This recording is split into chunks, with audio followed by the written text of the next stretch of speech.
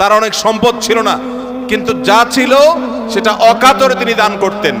তার যে দানশীলতা, আম্মা জান আয়েশা রাদিয়াল্লাহু তাআলা বলতেন যে তিনি দানশীলতা তার বিশেষ করে রমজান এলে এমন বেড়ে যেত যে মুক্ত বাতাসের মতো, যে চাইতো তাকেও দিত, যে চাইতো না তাকেও দিত, সর্বত্র তার দান ছড়িয়ে যেত। এবং দান করতে করতে সব শেষ করে অনেক সময় বাসায় যেতেন, তার নিজের জন্য কিছুই রাখতেন না। এইভাবে তিনি দানশীল ছিলেন। তো নবী সাল্লাল্লাহু আলাইহি ওয়াসাল্লাম কৃপণতা থেকে পানা চেয়েছেন। আমরা অনেকেই কিন্তু কৃপণ, আল্লাহ অনেক সম্পদ দিয়েছে কিন্তু খরচ আমরা করতে চাই না। নবীজি পানা চাইছেন, আল্লাহুম্মা ইন্নী আউযু বিকা মিনাল বুখলি ওয়াল জুবন, আল্লাহ আপনার কাছে কৃপণতা থেকে পানা চাই। ভাইরা আমার, তাহলে জান্নাতে যাওয়ার ক্ষেত্রে 8 নম্বর বাধা হলো কৃপণতা। কৃপণ সে জান্নাতে এন্ট্রান্সের সুযোগ পাবে না। 9 নম্বর, ঘুষ দাতা এবং ঘুষ গ্রহীতা।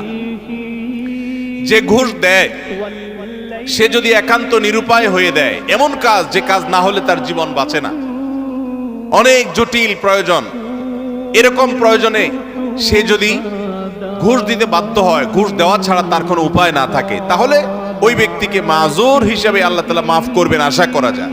কিন্তু সচরাচর আমরা দেখা যায় আজকাল যেসব ক্ষেত্রে ঘুষ দিয়ে সুবিধা নেই, ওটা না নিলে আমি যে মরে যাব এরকম না, আমি ইচ্ছা করলে হারামটা নাও করতে পারি।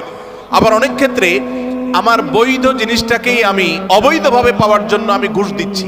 তো এই যে ঘুষ দাতা, ঘুষ গ্রহীতা তো সর্বাবস্থায় অপরাধী, ঘুষ দাতাও সে অপরাধী হবে এইভাবে যদি সে ঘুষ দেয়।